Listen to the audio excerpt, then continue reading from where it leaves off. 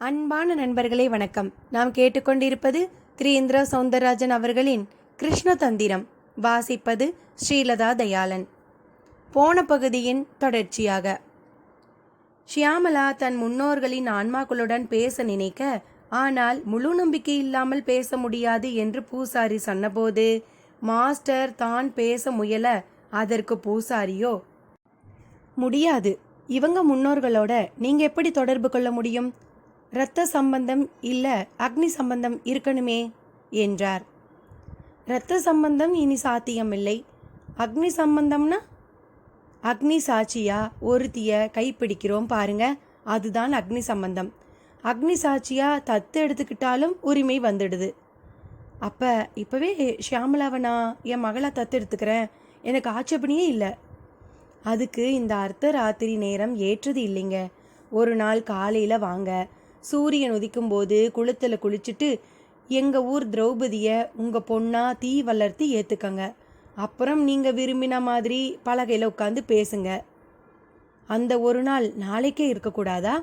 கூடாது. ஷியாமளா வரையில் அவங்க அப்பா இறந்து தீட்டு இன்னும் கழியலை, அது கழியட்டும். அவர்களின் பேச்சை கேட்டுக்கொண்டிருந்த அன்புமணிக்குள் இருப்பதை விட்டுவிட்டு பறப்பதை பிடிக்க நினைப்பது போல ஒரு எண்ணம். ஷியாமளா, நான் என் தங்கையை தான் தேடி வந்தேன். அது திசை மாறி பலகை ஆவிங்களோட பேசுறதுன்னு எங்கேயோ போயிடுச்சு. நீ உன் வீட்டுக்கு போ, நான் இன்னும் எங்கெல்லாம் போய் தேட முடியுமோ தேடுறேன் என்றவனாக அவர்களிடமிருந்து விலகத் தொடங்கினான். ஷியாமளாவுக்கும் அவனை தடுக்க தோன்றவில்லை. Crime branch round table room. Table மேல் ராகவ் கொண்டு வந்து கொட்டி இருந்த ஏட்டுக்கட்டுகள். ராகவும் டேபிள் முன் போடப்பட்டிருந்த நாட்காலியில் உட்கார்ந்து கொண்டிருந்தான். பைராகியிடம் செய்து கொடுத்த சத்தியம் காரணமாக மௌனமாக இருந்தான்.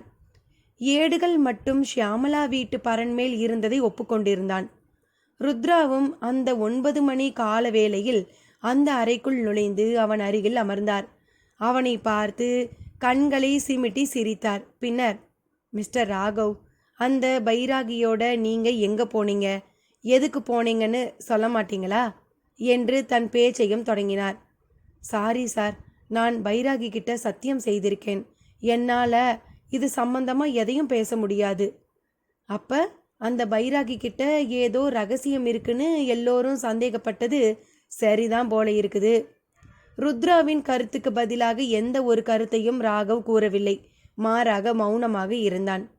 என்ன மிஸ்டர் ராகவ், எதுவுமே பேச மாட்டேங்கிறீங்களே? சார், நான் இப்போ ரொம்பவே கன்ஃபியூஸ்டாக இருக்கேன். எனக்கு எதுவுமே சொல்ல தோணலை. என்னை எதுவும் கேட்க வேண்டாம். சரி, இதெல்லாம் என்ன?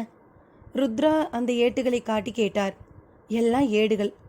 அது எனக்கு தெரியாது பாருங்க. இதெல்லாம் எங்கே இருந்தது, உங்கள் கைக்கு எப்படி வந்தது? இதெல்லாம் ஷியாமளா வீட்டு மாடியில் பரனில் இருந்தது. அதை நீங்கள் எதுக்கு எடுத்தீங்க? இதில் ஏதாவது ரகசியம் ஒளிஞ்சிருக்கா? திரும்பவும் மௌனம். ருத்ராவுக்கு சிரிப்பு வந்தது. ஒரு சில கட்டுக்களை எடுத்து படிக்க முயற்சி செய்தார். அவர் வாயிலே அவை எதுவும் நுழையவே இல்லை. அப்படி ஒரு கடினமான தமிழ். ராகவிடம் கடுமையாக நடந்து கொள்ளவும் தயக்கமாக இருந்தது. மிஸ்டர் ராகவ், உண்மையிலேயே இசை ஆராய்ச்சி பண்ணத்தான் கண்ணமங்கலம் வந்தீங்களா, இல்லை உங்களுக்கு வேறு ஏதாவது நோக்கம் இருக்குதா? ஏட்டுக்கட்டை திருப்ப காட்டியபடியே அவர் கேட்டபோது ராகவை சலனப்படுத்தியது. சார், சத்தியமாக எனக்கு இதில் வேறு எந்த விதமான நோக்கமும் கிடையாது. என் நோக்கமே வேற. ஆனால் இங்கே நடக்கிறதெல்லாம் ஒரே புதிராக இருக்குது. இப்போவே இங்கிருந்து சென்னைக்கு ஓடி போயிடணும் போல இருக்குது. ஷியாமளாவை நினச்சாதான் பாவமாக இருக்குது. அவன் குரலில் உண்மை இருப்பது ருத்ராவுக்கும் புரிந்தது. அப்போது அவர் செல்போனுக்கு ஒரு அழைப்பு. மன்னாரின் ஜீவசமாதிக்கு அருகில் வேவு பார்த்தபடி இருந்த போலீஸ்காரர் தான் பேசினார். சார், கொஞ்ச நேரமாக சமாதி பக்கத்தில் எந்த விதமான சப்தமும் இல்லை. ரொம்பவே நிசப்தமாக இருந்தது. நானும் உள்பக்கம் போய் பார்த்தேன். அங்கே யாரும் இல்லை. அந்த பைராகியும் அவர் கூட வந்த பொண்ணும் சமாதியை பார்த்துக்கிற தாண்டவராய சாமியும் காணலை சார். எங்கே எப்படி போனாங்கன்னே தெரியல. சமாதியும் பிளந்திருக்கு. போலீஸ்காரரின் பதில் ருத்ராவை புருவத்தை சுளிக்க வைத்தது. அத்தியாயம் 43. குறிப்பு. விட்டலாச்சாரியார் ஒரே ஒரு வழிதான் உள்ளது என்று சொன்னதை கேட்டு மன்னாரும் அதை அறிந்து கொள்ள ஆவலானான். நான் இந்த நொடி முதல் உபவாசம் இருக்க போறேன். பச்சை தண்ணீர் கூட இனி என்னுள் செல்லாது. ஏற்கனவே உள்ளே சென்று விட்ட சக்தி அவ்வளவும் உள்ளவர நான் தெம்புடன் தெரிவேன். அதன் பின் சுருண்டு விடுவேன். கோள்கள் ஒரு மனிதனை பலமாக ஆட்டி படைப்பதே உண்ணும் உணவுகளின் மூலமாகத்தான். தவத்தின் போது ஒரு தவசியை கோள்களால் ஏதும் செய்ய முடியாது போக காரணமே அந்த தவசி உண்ணாது இருப்பதனால்தான். மனிதர்களுக்கு தவம் என்பது பெரும் செயல்.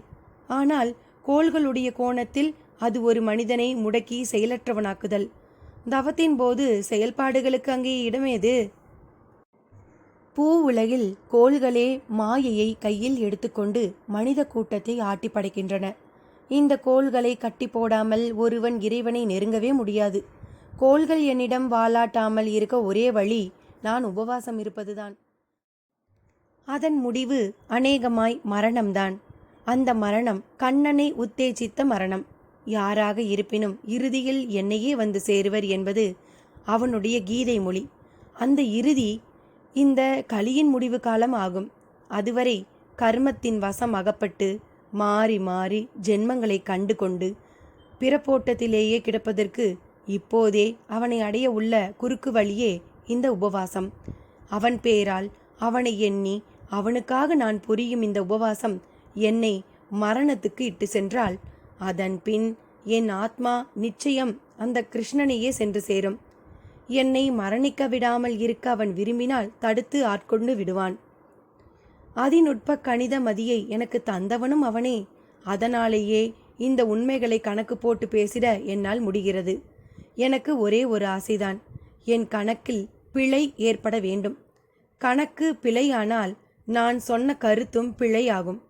எது சரி என்பதற்கான விடை உபவாசத்தால் உலகிற்கும் தெரிந்துவிடும் என்று விஸ்தாரமாய் ஒரு வியாக்கியானம் செய்துவிட்டு விட்டலாச்சாரியார் உபவாசத்தில் போய் உட்கார்ந்து விட்டார்.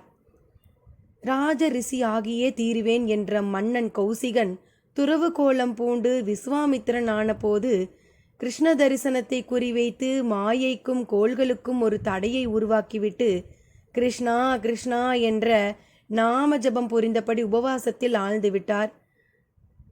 மன்னாருக்கே அவரின் அந்த செயல் அதிர்ச்சியை தான் அளித்தது. இனி கதைக்குள். காதில் விழுந்த செய்தி ருத்ராவை நெற்றியை தேய்க்க வைத்து விட்டது. ராகவும் அதை கவனித்தான். கூர்ந்து பார்த்தான். என்ன சார், ஷியாமலா கிட்ட இருந்து ஃபோனா? நான் காணாமல் போயிட்டு தான் நினச்சி கம்ப்ளைண்ட் கொடுத்துருக்கலாக்கும் என்று கேட்டான். ருத்ரா அந்த அதிர்வுக்கு நடுவிலும் சிரித்தார்.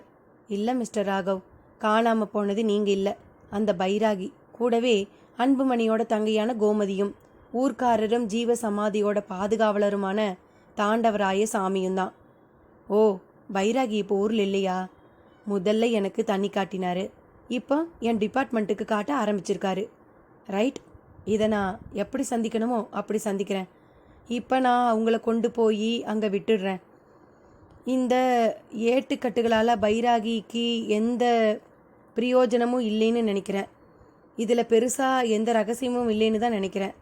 இருந்தாலும் இது இங்கேயே இருக்கட்டும், நீங்கள் கிளம்புங்க. ராகவை அழைத்து கொண்டு தன் ஜீப்பிலேயே கிளம்பினார். அப்போது கைகடிகாரத்தில் மணி 11 இரவு நேரம். நள்ளிரவு 12 மணி. ஷியாமலாவின் வீட்டு வாசலில் வந்து நின்ற போலீஸ் ஜீப்பின் சப்தம் கேட்டு மாடியில் தூக்கம் வராமல் புரண்டு கொண்டிருந்த ஷியாமலா எட்டி பார்த்தாள். பின் இறங்கி ஓடி வந்தாள். ராகவ் அவளை பார்த்துவிட்டு ஒரு பெருமூச்சு விட்டான். எங்க போயிட்ட? இத வர நேரமா? இப்படி எவ்வளவோ கேள்விகள் அவளிடம். அதற்கு அவசியமே இல்லாதபடி ருத்ராவே அவளிடம், இவ்வளவு நேரம் என் கஸ்டடியில் தான் இருந்தார் மிஸ்டர் ராகவ். இப்போ நான் மீண்டும் தற்காலிகமாக இவரை விட்டுட்டு போகிறேன். நான் எப்போ வேணால் வரலாம். பை த பை, அந்த பைராகியோட அன்புமணி தங்கை கோமதியும் தாண்டவராய சாமிங்கிறவரும் எங்கேயோ போயிருக்காங்க. எதுக்கு ஏங்கிற கேள்விக்கெல்லாம் விடை ஆஸ்பத்திரியில் இருக்கிற யக்னனும் தமிழழகனும் ஒரு வேளை சொல்லலாம். அவங்களும் இப்போ மயக்கம் தெளிஞ்சிட்டாங்கன்னு எனக்கு தகவல் வந்தது. மற்ற விஷயங்களை நாளைக்கு பேசுவோம் என்று ஷியாமலாவிற்குள் உள்ள பல கேள்விகளுக்கு விடையை கூறிவிட்டு எந்த வேகத்தில் வந்தாரோ அந்த வேகத்திலேயே திரும்பவும் செய்தார் ருத்ரா.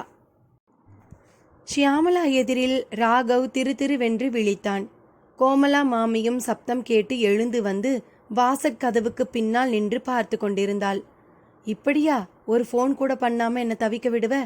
நீ பண்ண வேணாம், நான் பண்ணுறதுக்கு வழி இல்லாமல் செல்லை சுவிட்ச் ஆஃப் பண்ணி வச்சுட்டா என்ன அர்த்தம் ராகவ்? இல்லை ஷியாமலா, மிஸ்டர் ருத்ரா செல்லை ஆஃப் பண்ணி வைக்க சொல்லிட்டாரு, அதான். அவர் எதுக்கு உன்னை தன் கஸ்டடிக்கு எடுத்துட்டு போகணும்? உள்ளே போய் பேசுவோமா? அவனிடம் ஒரு கெஞ்சல். அவளும் சரி என்று திரும்பினாள். மாமி வெறித்தபடியே இருந்தாள். மாமியை கடந்துதான் செல்ல வேண்டியிருந்தது. சாப்பிட்டாச்சா? மாமி ஒரு வார்த்தையில் கேட்டாள். ராகவ் அரைமனதாய் தலையை ஆட்டினான். வெறும் வயிற்றோடு படுக்க வேணாம், அரிசி உப்புமா பண்ணினேன், ஒரு வாய் சாப்பிட்டுட்டு போப்பா. ஷியாமலாவும் சாப்பிட்டுட்டு வா என்று ஜாடை காட்டினாள். அவனும் மாமி பின்னால் நடந்தான். கூடத்தில் சோபாவில் காரியம் பண்ண வந்த பிராமணரும் ஷியாமலாவின் அப்பாவுடைய ஒன்றுவிட்ட தம்பியாகிய சித்தப்பாவும் படுத்திருந்தனர். அவர்களின் தூக்கம் கலையாதபடி நடந்து சமையல் கட்டுக்குள் நுழைந்தனர் மாமி மற்றும் ராகவும். மாமி கதவை சாத்தி தாளிட்டாள். ராகவுக்கே அதுவே ஆச்சரியமளித்தது. தையல் இலையை தண்ணீர் தெளித்து போட்டு வாணலியில் இருந்து உப்புமாவை வைத்தாள். கடுகும் மிளகாயும் ஆங்காங்கே கிடக்க அவற்றை பொறுக்கி ஓரமாய் வைத்துவிட்டு 4 விழுங்கில் உப்புமாவை தின்று தீர்த்தான் ராகவ். அவ்வளவு பசி போல இருக்கு? ஆமாம் மாமி. நல்லது. நான் இப்போ உன்னாண்ட சில விஷயங்களை பேச விரும்புகிறேன், பேசலாமா? மாமி கதவை தாளிட்டது ஏன் என்பது அப்போதுதான் புரிந்தது. தாராளமாக பேசுங்க மாமி. நான் இப்போ பேச போகிறத கேட்டு அதிர்ச்சி அடையக்கூடாது. இது சம்பந்தமாக ஷியாமலா கிட்டேயும் பேசக்கூடாது. நீங்கள் விஷயத்துக்கு வாங்கோ. அதுக்கு முந்தி ஒரே ஒரு கேள்வி கேளுங்க. நீயும் அந்த மாஸ்டரும் நிஜமாக இந்த ஊருக்கு சும்மா தான் வந்தீங்களோ? அதில் ஏன் மாமி உங்களுக்கு திடீர்னு சந்தேகம்? இல்லை, எங்கள் ஊரில் கிருஷ்ண பரமாத்மாவோட புல்லாங்குழல் இருக்குது, அதுவும் எங்கள் ஆற்றுலேயே இருக்குன்னு ஷியாமலா ஏதாவது சொல்லி அதனால் உந்தப்பட்டு கிளம்பி வந்தேலா? அவ இப்படியெல்லாம் பேசினதே கிடையாது. நாங்கள் 2 பேரும் புதுசாக ஆல்பம் தயாரிக்கிற ஒரு மூடில் தான் வந்தோம். ஆனால் இப்போ நீங்கள் சொல்கிறத பார்த்தா அப்படி ஒன்று இங்கே இருக்கிற மாதிரி தெரியுதே. ஆமாம்ப்பா, இந்த ஆற்றுல தான் அது இருக்குது. 4 தலைமுறையாக அதை ஷியாமலா குடும்பம் காப்பாத்தின்னு வரா. அந்த புல்லாங்குழல் மட்டும் இல்லை, அதோடு சேர்த்து நிறைய ஏடுகளும் இருக்குது. மாமி மெயினான ஒரு விஷயத்தை அந்த வேளையில் சொல்வாள் என்பதனை ராகவ் துளி கூட எதிர்பார்க்கவில்லை. இந்த நிஜத்தை நான் இப்போ உங்கள்கிட்ட சொல்ல காரணம் இருக்குது. செல்லப்பா இருந்தவரை அவர் பார்த்துண்டார். அவர் இடத்துக்கு இந்த ஆத்து மாப்பிள்ளையா நீ வந்து நீயும் அதை பத்திரமா பார்த்துக்கணும். அதை பாதுகாக்கிற அவஸ்தையில தான் அவர் உயிரே பிரிஞ்சது. அவர் மட்டும் உயிரோடு இருந்திருந்தா வேற மாதிரி எல்லா பிரச்சனைகளும் வந்திருக்கும். வேற மாதிரினா? பல சிக்கல்கள் இதுக்கு பின்னால இருக்கு.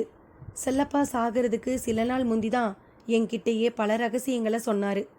நான் அவற்றை மனசில் சுமந்துண்டு ஒரு மலையை மார் மேலே தாங்குற மாதிரி தாங்கிட்டு இருந்தேன். இன்னும் என்னவெல்லாம் ரகசியங்கள் இருக்கு, அதையும் சொல்லுங்கோ. ராகவ் அலாதியான விருப்பத்தோடு மாமியிடம் கேட்க கச்சிதமாக கதவு தட்டப்படும் சப்தம். ஷியாமலா தான் வந்திருக்கா, மிச்சத்தை நான் அப்புறமா சொல்கிறேன், என் மேலே சத்தியம், இங்கே நான் பேசினதை யார்கிட்டையும் பகிர்ந்துக்க கூடாது என்றபடியே போய் கதவை திறந்தாள் மாமி. அவள் எதிர்பார்த்த மாதிரியே ஷியாமலாதான். அவள் முகத்திலோ கோபக்கனல். அத்தியாயம் 44. குறிப்பு: விட்டலாச்சாரியா சொன்னது போலவே பச்சை தண்ணீர் கூட அருந்தாதபடி உபவாசத்தை தொடங்கிவிட்டார். உபவாச வேளையில் அந்த எண்ணமே வரக்கூடாது என்பதற்காகவே பாகவதத்தை எடுத்துக்கொண்டு படிக்க தொடங்கிவிட்டார். விட்டலாச்சாரியார் இப்படி கிருஷ்ண தரிசனத்துக்காக உபவாசம் இருக்கும் செய்தி ஊர் முழுக்க பரவி மன்னாரோடு சேர்ந்து அவரையும் தரிசிக்க ஒரு கூட்டம் வர ஆரம்பித்து விட்டது. அவரது உபவாசத்தை பலர் பலவிதமாக விமர்சனம் செய்ய ஆரம்பித்தனர். கிருஷ்ணனை இவர் நிர்பந்தப்படுத்துகிறார், இது ஒருவித அடம் என்றார் ஒருவர். கிருஷ்ணன் இதையெல்லாம் ஊக்கப்படுத்த மாட்டான், நிச்சயம் இவர் உயிரைதான் விடப்போகிறார், இவருக்கு தரிசனம் கிடைக்கப் போவதே இல்லை என்றார் இன்னொருவர். நீங்கள் வேண்டுமானால் பாருங்கள், பசி தாங்காமல் இவர் பாதியிலேயே உண்ணாவிரதத்தை முடித்துக்கொள்ளப் போகிறார் என்றார் வேறொருவர்.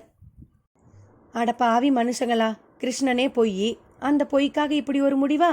நீங்க எல்லாம் திருந்தவே மாட்டீங்களா என்றார் ஒரு மீமாம்சகர். ஆனால் மன்னார் மட்டும் விட்டலாச்சாரியாருக்காக கண்ணனிடம் பிரார்த்தனை புரிந்து கொண்டார். கண்ணா, தெரிந்தோ தெரியாமலோ உன்னை மையமா வைத்து இங்கே ஒரு நோன்பு தொடங்கிவிட்டது.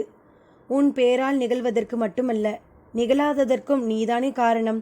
நீதானே கூறினாய், மன்னனும் நானே, மரம் செடி கொடி மட்டையும் நானே என்று.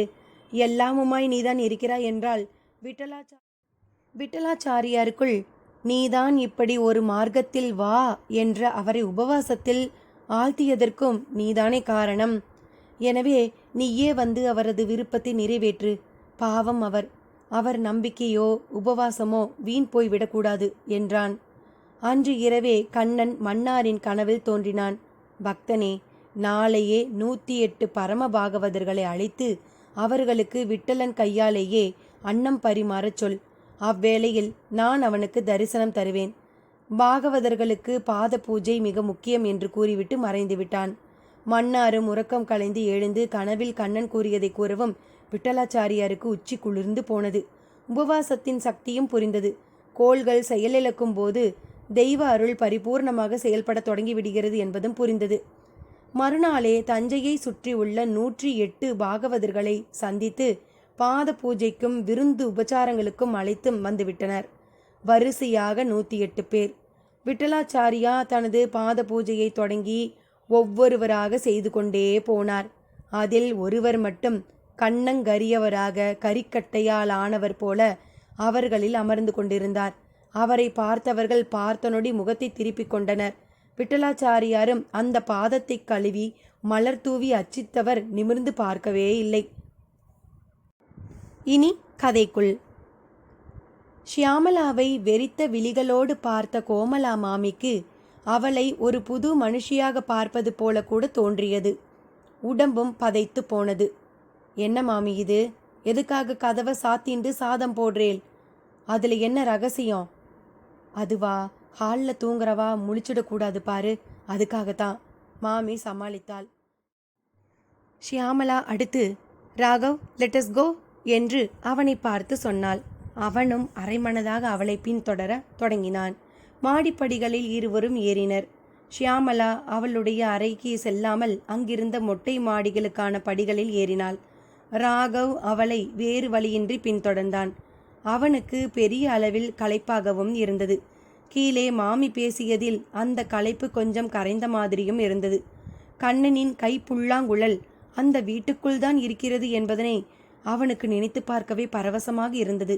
கூடவே அதையெல்லாம் எந்த அளவு நம்புவது என்கின்ற கேள்வியும் எழும்பிய வேகத்தில் அமிழ்ந்தும் போனது. அமெரிக்க மண்ணில் சர்வம் விஞ்ஞானமயமாகிவிட்ட நிலையில் அதிலே தோய்ந்து அதிலேயே பரவிவிட்டவனுக்கு கண்ணமங்கல அனுபவங்கள் மிரட்சியை அளித்தன. குறிப்பாக தொடக்கத்திலேயே 5 தலை நாகம், கிருஷ்ணபக்ஷி என்று பல சங்கதிகளை காட்சியாக காட்டி அசத்தியதெல்லாம் அவனது விஞ்ஞான சார்பை அடக்கி ஒடுக்கிவிட்டது. எனவே ஏதோ சம்திங் இருக்கிறது என்கின்ற எண்ணத்துடனேயே மாமி சொன்னதை அசை போட்டுக்கொண்டு மொட்டை மாடிக்கு ஷியாமளாவுடன் போய் நின்றான். புறத்தில் ஊர், வானில் நட்சத்திர மினுக்கள்.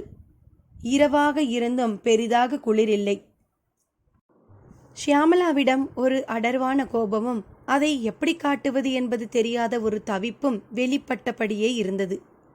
பேசு ஷியாமளா, இப்படி ஊர் தூங்குற ஒரு ராத்திரியில நாம மொட்டை மாடியில் இருக்கிறது என்னவோ போல இருக்கு எனக்கு என்று ராகவ் ஆரம்பித்தான். ஷியாமளா வெடுக்கென்று பேச்சை ஆரம்பித்தாள். மாமி ரகசியமா உங்ககிட்ட என்னமோ சொல்லிட்டு இருந்தா? ரகசியமாவா? சேச்ச, என்ன இப்படி சொல்லாம கொள்ளாம இப்படி ஒரு இடத்துக்கு போய் மாட்டிக்கிட்டியேன்னு வருத்தப்பட்டா. ராகவ் பொய் சொல்ல தொடங்கிவிட்டான். ஷியாமளாவுக்கும் அது அப்பட்டமாக புரிந்தது. அதை அப்படியே முகத்தில் எதிரொலித்தாள். நிஜமா ஷியாமளா, இதை தாண்டி மாமி பேசுறதுக்கு என்ன இருக்கு? அவ ஒரு சமையல்காரி தானே இந்த ஆத்துல. ராகவ் சொன்ன மறுநொடி ஸ்டாப் இட் என்று உணர்ச்சி மிகுதியோடு கைகளை உயர்த்தி விட்டாள் ஷியாமளா.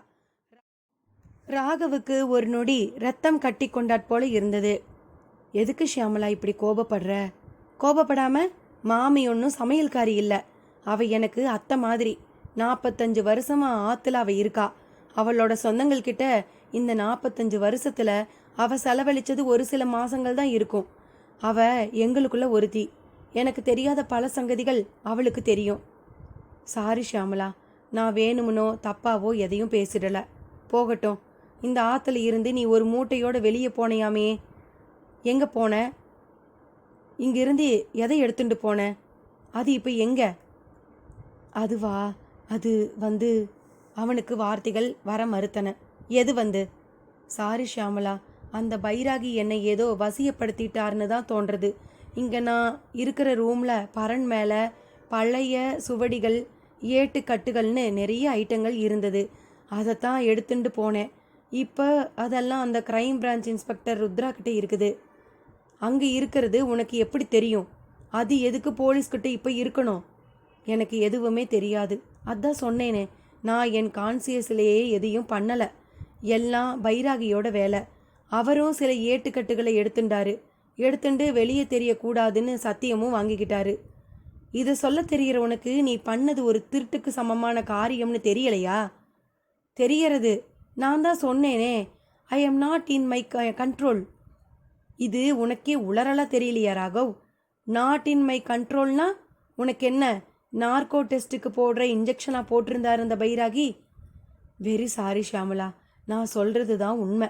தலைவலியும் திருகுவலியும் அவாளுக்கு வந்தாதான் தெரியும். இந்த மாதிரி தான் எனக்கும். நான் அனுபவிச்சவன். நீ அனுபவிக்கும்போது உனக்கு நான் சொன்னது புரிய வரலாம். ஒரு பகுத்தறிவுள்ளவன் பேசுகிற மாதிரியே இப்போ இனி பேசல. பகுத்தறிவா? ராகவ் கேட்ட விதமோ புன்னகையோடு கூடிய ஒரு வித ஏளனமாகத்தான் இருந்தது. எதுக்கு இப்போ அப்படி சிரிக்கிற? ஆக்சுவலாக பகுத்தறிவுக்கு நம்ம ஊரில் அர்த்தமே வேற. சாமி இல்லை பூதம் இல்லைன்னு சொல்கிறது தான் இங்கே பகுத்தறிவு. நீ அந்த பகுத்தறிவை சொல்கிறியா, இல்லை எப்படி யோசித்தாலும் புரிஞ்சுக்க முடியாத நம்மளை சுற்றி நடக்கிற விஷயங்களை நமக்கு இருக்கிற அறிவை பகுத்தறிவுன்னு சொல்கிறியா? பேச்சை மாற்றவோ என்னை குழப்பவோ முயற்சிக்காத. நான் இப்போ தவிச்சுட்டுருக்கேன்.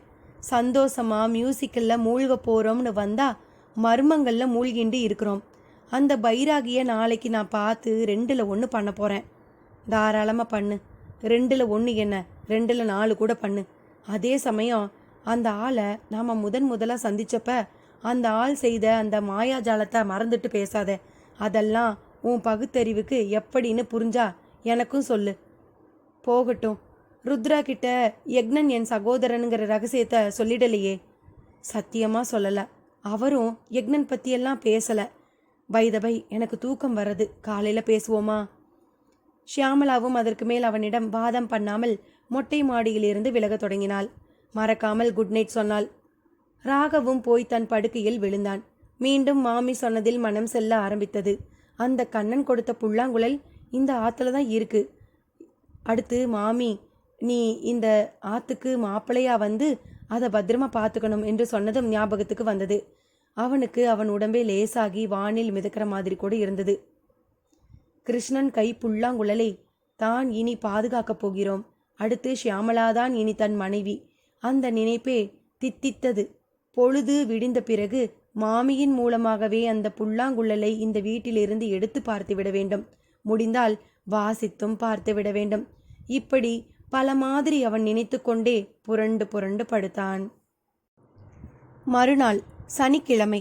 மன்னார் ஜீவ சமாதிக்கு வழக்கமாய் விளக்கு போட்டு தரிசனம் புரிய வரும் சிலர் ஜீவ சமாதியின் மேலுள்ள அந்த நாளைய பட்டயக்கல் பெயர்ந்து கிடப்பதை பார்த்தனர்.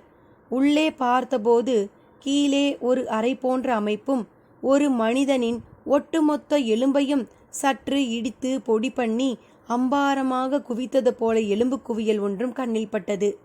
அந்த குவியல் மேல் ஒரு செத்த நாகத்தின் உடல். பார்த்தவர்களுக்கு பகீர் என்றது. திரௌபதி அம்மன் கோயிலுக்கு வந்த பூசாரிக்கும் அதிர்ச்சி காத்திருந்தது. கோயில் சுவரில் ஆங்காங்கே விரிசல்கள். குளத்து பக்கமாய் போன போது குளத்து மீன்கள் செத்து போய் மிதந்து கொண்டிருந்தன. நடக்கக்கூடாத ஒன்று நடந்து விட்டதை பூசாரியால் உணர முடிந்தது.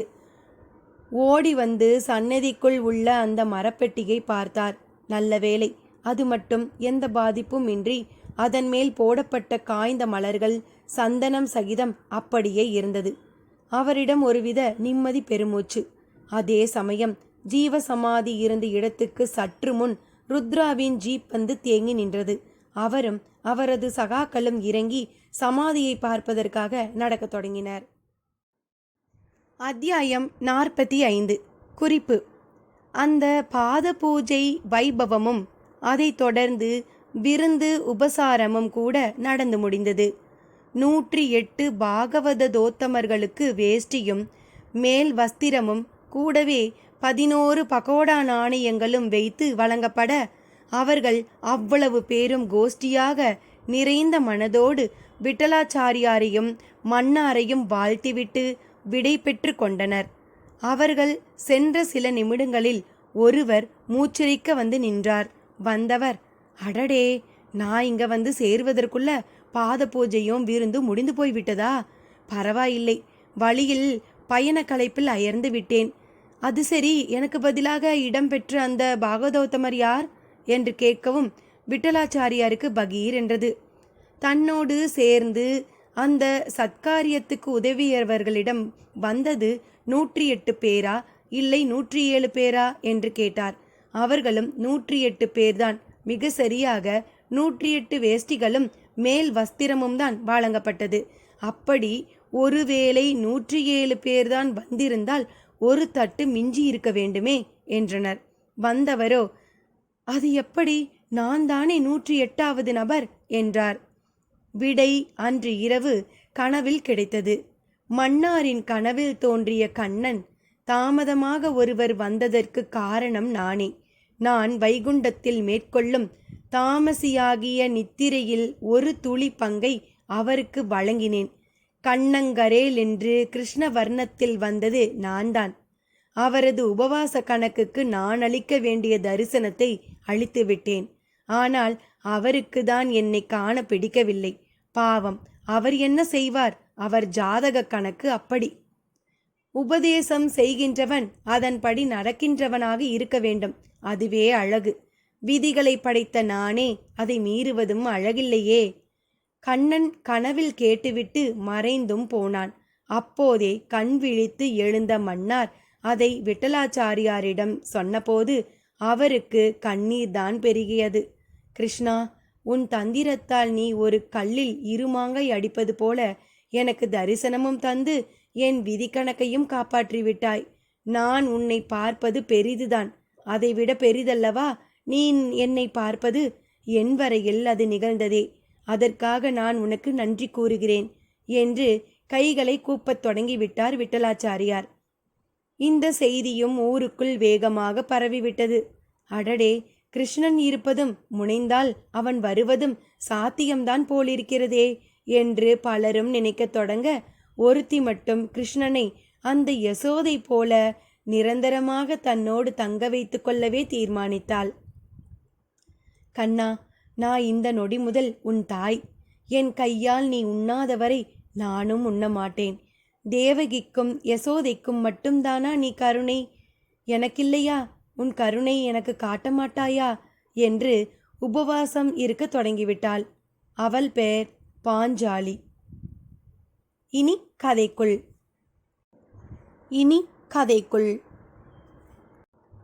எப்பொழுதும் சாம்பிராணி வாசமுடன் ஒருவித சிலுசிலுப்புடன் திகழும் அந்த ஜீவ சமாதியில் செடி கொடிகள் எல்லாம் கூட வேருடன் பிடுங்கி போடப்பட்டதைப் போல ஒரு வாட்டத்துடன் இருந்தன.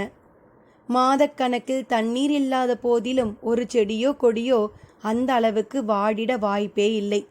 ருத்ரா கூர்ந்து பார்த்தபடியே நடந்தார். நடக்கையில் கால் ஷூக்களில் திம் திம் சப்தம் நன்றாக எதிரொலித்தது. சமாதி உள்ள இடத்திற்கு அருகில் வரவும் சற்று தேங்கி நின்று கால் ஷூவை கலற்றத் தொடங்கினார். அவரை பார்த்துவிட்டு மற்றவர்களும் கலற்றினர். மனதில் ஒரு மதிப்பான உணர்ச்சியோடு சமாதியை நெருங்கியவர் எட்டி பார்த்தார். அவருக்கும் எலும்புத்தூளும் பாம்பு உடம்பும் தான் கண்ணில் பட்டது. தன் செல்போன் கேமராவில் அந்த காட்சியை படம் பிடித்து கொண்டார். சுற்றிலும் சக போலீஸ்காரர்கள். அவர்களில் ஒருவரிடம் நெருடல். அவர் பெயர் பால்ராஜ். கவனித்தார் ருத்ரா. என்ன பால்ராஜ், கஜானாவை உடைத்த மாதிரி சமாதியை உடைச்சிருக்காங்களேன்னு இதில் என்ன இருந்திருக்க முடியும்னு தோணுதா? ஆமாம் சார், ஒருவேளை அந்த பைராகி மகான்களோட மண்டை ஓடு மற்றும் எலும்பு இதுங்களை வச்சுக்கிட்டு ஏதாவது பூஜை கீஜை பண்ணுறவனா இருப்பானோ? அந்த கோணத்துலையும் தான் யோசிக்கணும். அதே சமயம் இந்த இடமே கலை இழந்து போய் இருக்கிறதையும் பாருங்க. செடி கொடிகள்லாம் பேசாதே தவிர அவற்றுக்கும் நம்மளை போலவே உணர்ச்சி உண்டுன்னு நிரூபித்தவர் நம்ம ஜெகதீஷ் சந்திரபோஸ். அந்த அடிப்படையில் பார்த்தா இங்கே இப்படி நடக்கக்கூடாத ஒரு சம்பவம் நடந்ததுக்காக இந்த தோட்டத்தில் இருக்கிற அவ்வளவு செடிகளும் வருத்தப்பட்டு வாடி கிடக்கிற மாதிரி தெரியல. அது நம்ம பார்க்குற கோணத்தை பொறுத்த விஷயம் சார். பாம்பு ஒன்று செத்து கிடக்கிறத கவனிச்சிங்களா? அநேகமாக அது இங்கே திரிஞ்சிட்டு இருக்கிற பாம்பாக இருக்கலாம். சமாதியை உடைக்கிறப்போ வந்திருக்கலாம். அடித்து கொன்று போட்டுட்டதா தான் எனக்கு தோணுது. நம்ம விஜிலன்ஸ் பார்வைக்கு தண்ணி காட்டிட்டு எப்படி சார் அந்த ஆள் தப்பிக்க முடியும்? எப்பவுமே காப்பான் பெருசா கல்லன் பெருசான்னா கல்லன் தானே பெரியவன். இது என்ன நமக்கு தெரியாத ஒரு விஷயமா என்ன? இருந்தாலும் மாயம் மந்திரம்னு பண்ணிக்கிட்டு திரியிற கிரிமினல்கள் எப்பவும் நம்ம டிபார்ட்மெண்ட்டுக்கு ஒரு நெருடலாக தான் இருக்காங்க. பேசிக்கொண்டே அந்த ஜீவசமாதியை சுற்றியும் வந்தனர். அதற்குள் ஊருக்குள் இருந்து பலர் திரண்டு வந்து விட்டனர். அவர்களில் அன்புமணியும் இருந்தான். அவன் முகத்தில் அதீத பரபரப்பும் ஒரு பதற்றமும் ருத்ராவுக்கு பளிச்சென்று தெரிந்தது. ஐயா, எங்க ஊர் இப்ப பழைய ஊரே இல்லைங்க. எப்பேற்பட்ட ஊர் தெரியுங்களாயா எங்க ஊரு? அந்த கிருஷ்ணன் காலடி பட்ட ஊரியா? இப்ப என்னென்னவோ நடக்க ஆரம்பிச்சிடுச்சு. எங்க ஊருக்குள்ளதான் குழப்பம்னா அது இங்க இப்போ இந்த ஜீவசமாதி வர வந்துருச்சு என்று ஒருவர் பொத்தாம் பொதுவாக ருத்ராவிடம் புலம்பினார். அப்படியே இதோ இந்த பிள்ளையோட தங்கச்சியையும் காணோம் சார். நேற்று சாயந்தரம் வீட்டை விட்டு போன பொண்ணு எங்க இருக்குன்னே தெரியல என்று அன்புமணியை காட்டினார். அவனும் அவர் அருகில் கலங்கலான விழிகளுடன் வந்தவனாக அவருக்கு வணக்கம் சொன்னான். அவரும் அவனுடன் சற்று ஒதுங்கினார். என்ன அன்புமணி, உன் தங்க கோமதியை காணோமா? ஆமா சார், நான் தேடாத இடமே இல்லை. இதை ஏன் என் கவனத்துக்கு கொண்டு வரல? பொழுது விடியட்டும் உங்களை பார்ப்போம்னு நினைச்சேன். ஆனால் விடிஞ்ச உடனே இங்கே சமாதி பொழந்து கிடக்குதுன்னாங்க. இந்த சமாதியும் இடமும் எங்கள் குடும்பத்தோட பாரம்பரியிலிருந்து வந்தது சார். இதை பார்த்துக்கிற தாண்டவராய சாமி எனக்கு பெரியப்பா முறையாகுது. இந்த மன்னார் சாமி தான் எங்கள் குலதெய்வம். இதை நாங்கள் தான் பராமரிச்சுக்கிட்டு இருக்கோம். ஆமாம், உன் சந்தேகமும் அந்த பைராகி மேலே தானே? வேற யார் சார் சந்தேகப்பட முடியும்? அவர் தானே புரியாத ஒரு புதிராக இருந்துக்கிட்டே இருக்காரு.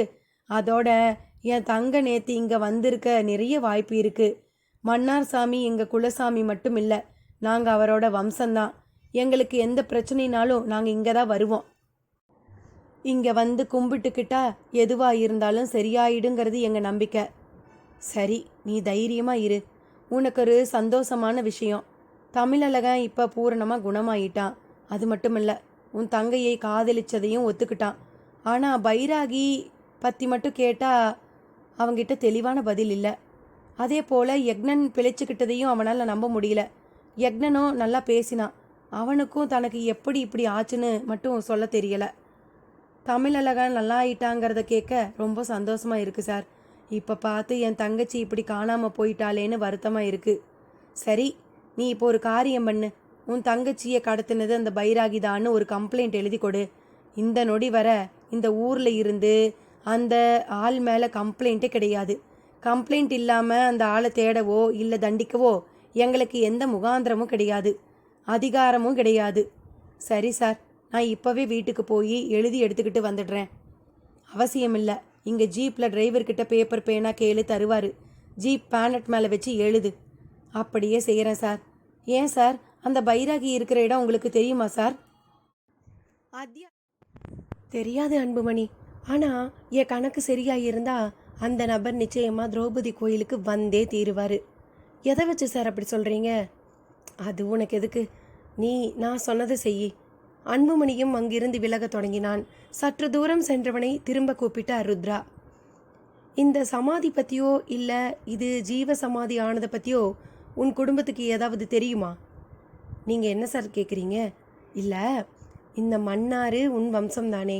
அப்படின்னா இவர் யார், இங்கே எப்படி ஜீவசமாதி ஆனார், அது எந்த வருஷங்கிற தகவலெல்லாம் இருக்கும் தானே. எப்படியும் 300 வருஷத்துக்கு மேலேன்னு மட்டும் தெரியும் சார்.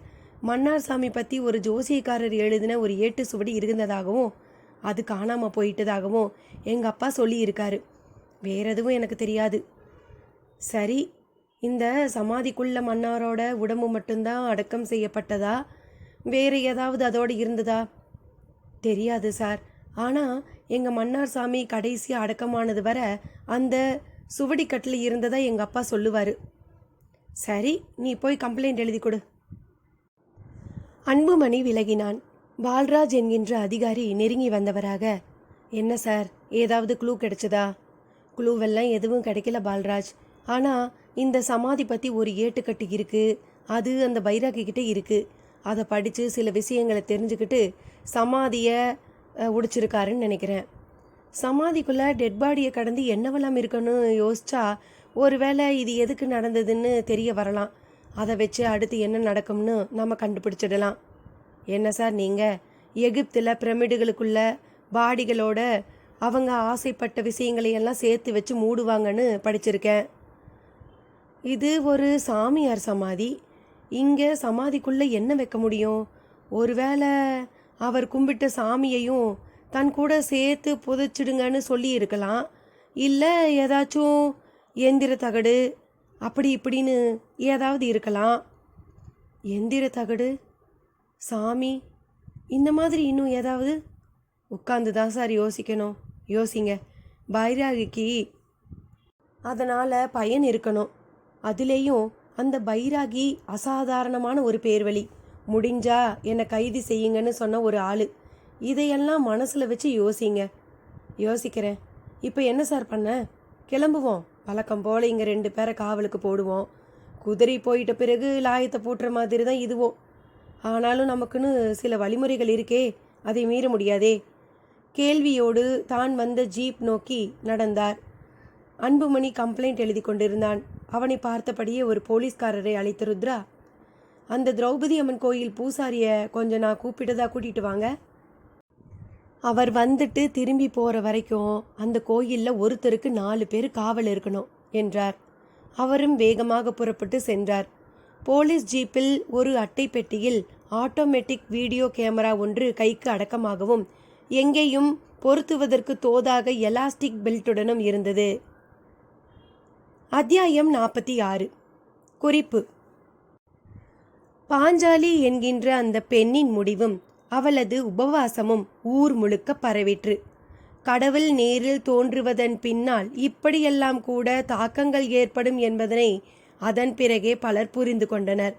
கடவுள் ஏன் தோன்றா பொருளாகவே இருக்க விரும்புகிறான் என்பதற்கு இந்த சம்பவங்களில் விடை இருப்பது போலவும் தோன்றியது. பாஞ்சாலியின் உபவாசம் எதில் முடியும் என்பதில் பலருக்கு குழப்பம். அந்த கண்ணன் நிச்சயம் இந்த முறை வருவான். ஆனால் முன்பு போலவே தந்திரமாய் ஏதாவது செய்துவிட்டு போய்விடுவான் என்றும் பலர் நினைத்தனர். இதற்கு நடுவில் பண்டாரி திரும்பி வந்து சேர்ந்தார். அவரால் தான் தூக்கி எறிந்த அந்த மாய புல்லாங்குழலை கொண்டு சென்ற பாண்டையை கண்டுபிடிக்கவே முடியவில்லை. அவர் மட்டுமல்ல, கள்ளன், தலையாரி என்று எல்லோருமே திரும்பிவிட்டனர். பாண்டே தன்னை இப்படி ஒரு கூட்டம் பின்தொடர்வது தெரிந்து அந்த மாயக்குழலை பயன்படுத்தியே துரத்தி அடித்து விட்டார் என்கின்றவர்களும் உண்டு. ஊர் திரும்பிய பண்டாரிக்கு விட்டலாச்சாரியார் பெற்ற தரிசனமும் பாஞ்சாலி புரியும் உபவாசமும் கவனத்துக்கு வந்தது. பாஞ்சாலி யாரோ அல்ல, திரௌபதி கோயிலில் உள்ள கல் மண்டபத்தில் வழிகண்டு பிறந்தவள். அதனாலேயே அவளுக்கு பாஞ்சாலி என்கின்ற பெயர். ஒரு இடையன் மனைவிக்கு பிறந்தவள். அவளை கோயில் பெண்ணாக பூசாரிக்கு தத்தம் தந்துவிட்டு அந்த இடையனும் இடைச்சியும் அவள் குழந்தையாக இருக்கும்போதே இறந்துவிட்டனர். திரௌபதி கோயில் பூந்தோட்டத்து மலர்களை தொடுத்து மாலை கட்டி எடுத்துக்கொண்டு யாதவகிரி குன்றின் மேல் இருக்கும் கிருஷ்ணனுக்கு தினமும் மாலை கொண்டு செல்வாள். கண்ணா, நீதான் எனக்கு எல்லாம் என்று வாழ்ந்து வருபவள். கோயில் பட்டரும் அவள் மாலையுடன் வரும்போதெல்லாம், என்னம்மா உன் அண்ணனுக்கான மாலையோட வந்து விட்டாயா என்று சிரித்தபடி கேட்பார். உங்களுக்கெல்லாம் கடவுளான கண்ணன் எனக்கு அண்ணனா என்று அவளும் அவரிடம் கேட்பாள். பாரதத்தில் உங்கள் உறவு அப்படிப்பட்டதுதானே என்பார் அவரும். உடனே அவளும் அண்ணன் என்றால் ஒரு முறையாவது தங்கையை பார்க்க வரவேண்டுமே, வரவில்லையே என்பாள். நிச்சயம் வருவான் அம்மா. இந்த யாதவகிரி கிருஷ்ணாலயத்துக்கும் பஞ்ச பாண்டவர்களுக்கும் நெருங்கிய சம்பந்தம் இருக்கிறது அம்மா. ஒரு முறை கண்ணனின் ஜென்ம அஷ்டமி நாள் வந்தது. அப்போது திரௌபதி கண்ணனை நினைத்து ஒரு உருவம் செய்து பூஜிக்க விரும்பியதாகவும் அதற்காக பீமன் கல்லெடுத்து வர, அர்ஜுனன் சிற்பம் வடித்திட, நகுலன் கோயில் பீடம் கட்ட, சகாதேவன் முகூர்த்தம் கணித்திட, தர்மன் கண்ணனை நிலைநிறுத்தி அபிஷேகம் செய்ய பாஞ்சாலி மலர் கொண்டு அர்ச்சித்தாளாம். அப்போது தோன்றிய கண்ணன் அவர்களை ஆசீர்வதித்து திரௌபதியிடம் உனக்கு என்ன வரம் வேண்டும் என்று கேட்டிட, கண்ணா, நான் உன்னை நினைத்து நினைத்து உருகும் போதெல்லாம் நீ வரவேண்டும், உன்னை நான் கண்ணார காண வேண்டும் என்றாளாம். கிருஷ்ணனும் நீ கூப்பிட்டால் நான் வராமல் போவேனா என்றிட, போதும் கண்ணா, துயிலுரிந்த போது நான் உன்னை எவ்வளவோ முறை அழைத்தும் நீ வரவில்லை. இறுதியில் என் கையிரண்டும் ஆகாயம் நோக்கி உயர்த்த பின்னே நீ வந்தாய், ஆடையும் தந்தாய். அந்த நிலையிலும் நீ என்னை சோதித்தாய். அதுபோல் என்னை சோதிக்காமல் நான் கூப்பிட்ட நேரம் உடன் வரவேண்டும் என்றாள் திரௌபதி. பாஞ்சாலி, நீ சந்தேகமே படாதே. வேண்டுமானால் ஒரு பட்டயத்தில் நான் எழுதி கையெழுத்து போட்டு தந்துவிடட்டுமா என்று கேட்டான் கண்ணன். ஆஹா, தாராளமாக, முதலில் அதை செய் என்றாள் திரௌபதி. கண்ணனும் ஒரு செப்பு பட்டய தகட்டில் ஊசியால், பக்திமிக்க பாஞ்சாலி என்னை தோத்தரித்து அழைக்கும் போதெல்லாம் அவளுக்கு காட்சி தருவேன், இது பரம பிரமாணம் என்று எழுதி கீழே கிருஷ்ணன் என்று கையெழுத்தும் போட்டு பாஞ்சாலி வசம் தந்திட அவள் அதை வாங்கி கண்ணில் ஒற்றிக்கொண்டாள். பின் சொன்னாள், கண்ணா, நீ எல்லாமும் ஆனவன். உன்னை எழுத்தாகவும் காண விரும்பியே நீ கேட்கவும் ஆமோதித்தேன். இந்த உன் அச்சரங்கள் வேதாச்சரங்களை விடவும் ஏனைய எந்திர மந்திராட்சரங்களை விடவும் எனக்கு பெரியது என்றாள். அப்படி அவள் துதித்த இந்த கிருஷ்ண விக்கிரகத்தை கண்ணனே தூக்கி கங்கையில் போட சொல்ல பீமன் அதை தூக்கி கங்கைக்குள் போட்டுவிட்டான். கங்கையில் விழுந்தது. இங்கு வந்து சேர்ந்துள்ளது. பின்னொரு சமயம் வனவாசத்தின் போது இந்த பக்கம் பஞ்ச பாண்டவர்கள் வந்தபோது இந்த கிருஷ்ண விக்கிரகத்தை பார்த்து வியர்ந்ததாகவும், அப்போது திரௌபதியும் தன்வசம் இருந்த பட்டயத்தை பல காரணங்கள் கருதி இங்கேயே விட்டு சென்றதாகவும் சொல்வார்கள். அதிலிருந்துதான் திரௌபதி கோயில் உருவாகி திரௌபதி அம்சமுள்ள பெண்கள் இங்கே வழி வழியாக தோன்றுவதும் நடந்து வருகிறது. அந்த வகையில் நீயும் திரௌபதி அம்சம் கொண்டவள். நீ அழைத்தால்தானா அந்த கண்ணன் வராமல் போய்விடுவான் என்றார் கோயில் பட்டர். பட்டர் சொன்ன தகவல் பாஞ்சாலிக்குள் ஒரு புது நம்பிக்கையை உருவாக்கி இருந்தன. இனி கதைக்குள். அந்த வீடியோ கேமரா மேல் அவ்வப்போது ருத்ராவின் பார்வை சென்றபடியே இருந்தது. ருத்ரா சில தீர்மானங்களுடனும் முன்னேற்பாடுகளுடனும் தான் வந்திருக்கிறார் என்பதும் புரிந்தது. அப்போது ஒரு போலீஸ்காரர் இரத்த திப்பிகளுடன் கூடிய ஒரு பெரிய குச்சி ஒன்றை ஒரு புதரின் பின்னால் இருந்து எடுத்து வந்தவராக ருத்ரா முன்னால் நின்றார். என்னையா, எங்க கிடைச்சது? புதருக்கு பின்னால கிடந்தது சார். அநேகமா இதை கொண்டுதான் பாம்பை அடிச்சிருக்கணும். எடுத்து வைங்க. பின்னால வேறு ஏதாவது சந்தேகத்துக்கு விடையா இதுல ஏதாவது இருக்கலாம். சார், இந்த கேஸே வினோதமா இருக்கே சார். எஃப்ஐஆர் போடும்போது ரொம்பவே சிரமப்படுவோம்னு நினைக்கிறேன். புரியுது, நீங்க எங்க வரீங்கன்னு நல்லா புரியுது. போலி சாமியார் கேஸ்ல அந்த சாமியார் ஏதாவது திருட்டு வேலை பண்ணியிருப்பான். அதை வச்சு செக்ஷனை டிசைட் பண்ணி எஃப்ஐஆர் போடலாம். நரபலி சாமியாரை கொலை கேஸில் புக் பண்ணலாம். ஆனால் இங்கே அந்த மாதிரியெல்லாம் எதுவுமே இல்லை. இப்போ தான் ஒரு பொண்ணு காணாமல் போயிருக்கா, அதுதான் நமக்கு பிடி. ருத்ரா சொல்லவும் அன்புமணி புகார் மனுவை எழுதி முடித்து அவரிடம் எடுத்து வரவும் சரியாக இருந்தது. அதை வாங்கி படித்து பார்த்த ருத்ரா, அந்த மனு நல்ல தமிழில் எந்த எழுத்து பிழையுமின்றி இருப்பதை பார்த்து சற்று ஆச்சரியமும் பட்டார். தம்பி, எது வரைக்கும் படிச்சிருக்கீங்க? நான் ஒரு போஸ்ட் கிராஜுவேட் சார். ஓ, எந்த காலேஜ்? கரஸ்பாண்டன்ஸ் கோர்ஸில் சார். Very good. ஆமாம், பிறந்து வளர்ந்ததெல்லாம் இந்த ஊர் தானா? ஆமாம் சார். கடவுள் நம்பிக்கை உண்டா? பெருசாக இல்லை சார். பெருசாக இல்லைன்னா? கடவுளை நினைக்கிறதுக்குன்னு ஒரு நேரம் காலம் இருக்குது சார். ஏனோ எனக்கு அவரை நினைக்கவே தோணலை. வயல் வேலை, ஆடு மாடுகளை பார்த்துக்கிறதுன்னு இப்படியே பொழுது போயிடுச்சு. அப்போ உங்கள் ஊர் பற்றி உனக்கு பெருசாக எந்த அபிப்பிராயமும் இல்லைன்னு சொல்லு. நல்ல ஊர் சார். இத்தனை வருஷத்தில் தண்ணி இல்லைன்னு நாங்கள் கஷ்டப்பட்டதே இல்லை. இங்கே யாரையோ மாடு முட்டினது கிடையாது.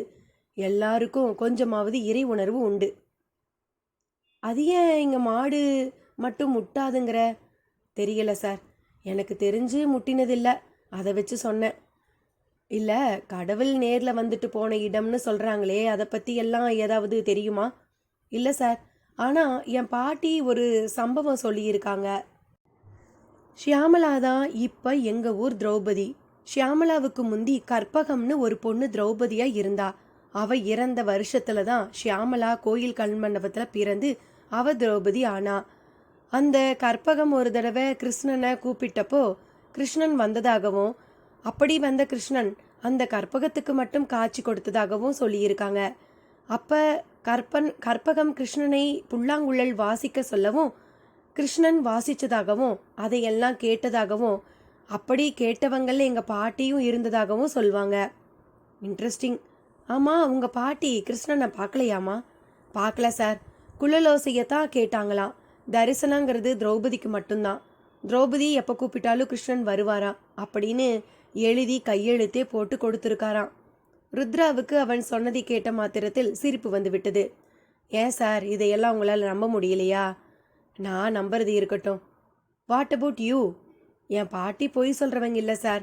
அவங்க பொய் சொன்னாங்கன்னு நான் நினைக்கல. ஒரு குருட்டு நம்பிக்கை அவங்களுக்கு இருந்திருக்கலாம். அந்த புல்லாங்குழல் சப்தம் எங்கேயோ யாரோ வாசிச்சதா இருக்கலாம் இல்லையா? அன்புமணி அந்த பதில் முன் மௌனம் சாதித்தான். பாத்தியா, உன்னால பதில் சொல்ல முடியல இல்ல? ஆமா சார், எனக்கு சின்ன வயசு, பாட்டிக்கிட்ட உங்களை மாதிரி கேட்க தோணலை. போகட்டும், இத்தனை வருஷத்துல உன் ஊர்ல அதிசயம் ஏதாவது நடந்திருக்கா? எனக்கு தெரிஞ்சு இப்போ கொஞ்ச நாளாக நடக்கிற எல்லாமே அதிசயம்தான் சார். அப்படியா? நீ எதை அதிசயங்கிற? நிறைய குடிசைங்க தானாக தீப்பிடிச்சு எரிஞ்சிருச்சு சார். நிறைய ஆடு மாடுங்க தானாக செத்து விழுந்தது. பலரோட புடவை, முந்தி, துண்டு இதெல்லாம் கூட தீப்பிடிச்சிச்சு. சாணிக்குள்ள மஞ்சள் பாஸ்பரஸை வச்சு கூரை மேலே போட்டால் அதெல்லாம் தானாக நடக்கும்பா. அதே டெக்னிக் தான் மற்ற விஷயங்களும். நிறைய ஆடு மாடுகள் செத்து போனதே, அதோட தீவனத்தில் விஷத்தை கலந்துட்டா முடிஞ்சது.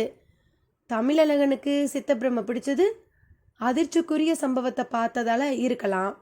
செத்துட்டதாவே தீர்மானம் பண்ண யக்னன் பிழைச்சிக்கிட்டது போஸ்ட்மார்ட்டம் பண்ண டாக்டர்களோட தப்பு அது.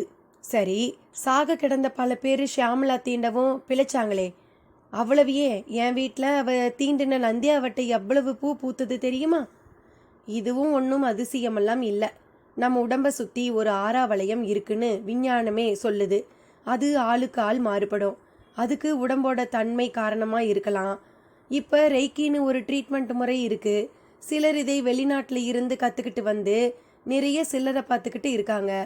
அந்த ரெய்க்கியில் பல ஸ்டேஜஸ் இருக்குது. அதில் ஒன்று ஷியாமலா கிட்ட இருக்கலாம். அன்புமனை எதையெல்லாம் வியப்புக்கு உரியது என்று கூறிக்கொண்டு வந்தானோ அதையெல்லாம் பலூனை சுடுவது போல டுப் டுப் என்று உடைத்து கொண்டே வந்தார் ருத்ரா. அவனிடம் ஒரு திணறல். நீ யோசிச்சு இன்னும் கூட ஏதாவது இருந்தா கேளு, நான் சொல்கிறேன். எப்படி சார் அவ்வளவையும் கொஞ்சம் கூட நம்பாமல் மறக்கிறீங்க? இல்லேன்னு மறுக்கிறீங்க? முதல் காரணம் என் தொழில் அப்படி. இப்போதைய நம்ம ஆன்மீகமும் மகா மட்டமாக இருக்கிறது அடுத்த காரணம். அப்போ தெய்வீகம், புனிதம், அற்புதங்கிற விஷயமெல்லாம் இதெல்லாம் இருந்தால் எவ்வளவு நல்லா இருக்கும்னு நம்ம அடிமனசு படுற ஆசைகள், அந்த ஆசைக்கு கொடுத்துடுற கற்பனை வடிவங்கள் தான் எல்லாமே. எங்கள் மன்னார் சாமி கிட்ட வேண்டிக்கிட்டு எவ்வளவோ விஷயம் நடந்திருக்கே. வேண்டிக்காமல் இருந்திருந்தாலும் அதெல்லாம் அப்படி தான் நடந்திருக்கும். அது சரி, அந்த பைராகி அப்போ யாரு? எங்கள் பாஷையில் பக்கா கிரிமினல். கொஞ்சம் மேஜிக், கொஞ்சம் சைக்காலஜி, கொஞ்சம் ஃபேஸ் ரீடிங், கொஞ்சம் டெலிபதி, கொஞ்சம் ஹிப்னாட்டிசம், கொஞ்சம் மெஸ்மரிசம்னு கற்று வச்சுக்கிட்டு இருக்கிற ஒரு சைக்கோ. அப்போ அவருக்கு மாய மந்திரங்களுக்கும் சம்மந்தமே இல்லையா? அது ஏன் அன்புமணி, ஒரு மாய மந்திரம் கூட 4 பேர் பார்க்க செயல்பட மாட்டேங்குது? ஒரு வாதத்துக்கு உன் கருத்தை நான் ஒத்துக்கிறேன்னு வச்சுப்போம். அதாவது மாயம் மந்திரம் இருக்குது, அதில் பழம் தின்னு கொட்டை போட்டவங்க இருக்காங்க. இவங்கெல்லாம் எப்பவும் ஏன் கன்னி பொண்ணுங்களுக்கு நிர்வாண பூஜை பண்ணுறது, சுடுகாட்டில் பேய்களுக்கு உடுக்கி அடிக்கிறது, இல்லாட்டி நரபலி கொடுக்கறது, செய்வினை செய்யறதுங்கிறது தான் தெரியணுமா? ஒரே ஒருத்தன் இந்த நாட்டுக்கு பயன்படுற மாதிரி ஒரு நல்ல தகவலை தரக்கூடாதா? நல்ல தகவல்னா, ஒரு குறிப்பிட்ட இடத்துல எரிவாயு இருக்குது, இல்லை பெட்ரோல் இருக்குது, அதோ அந்த இடத்துல பின்லேடன் மாதிரி ஒரு தீவிரவாதி ஒளிஞ்சுக்கிட்டு இருக்கான், இதோ இந்த இடத்துல இந்த நேரத்தில் சுனாமி வரப்போகுது, இப்படி. அன்புமணியால் ருத்ராவின் கேள்விக்கு பதிலே சொல்ல முடியவில்லை.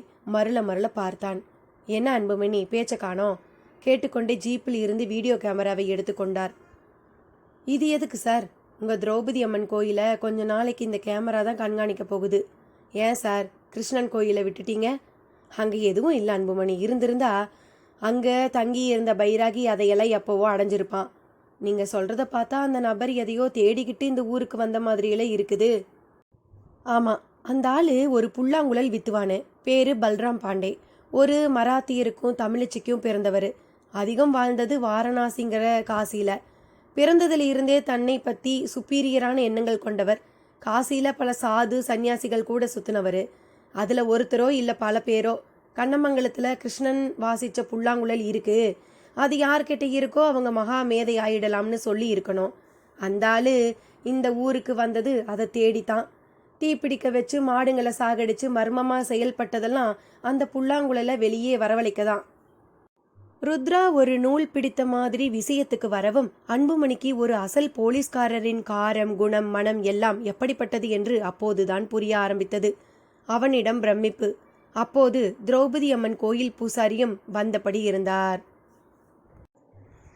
இனி நடக்கப்போவதை சுவாரஸ்யத்துடன் அடுத்த பகுதியில் காணலாம். நன்றி நண்பர்களே.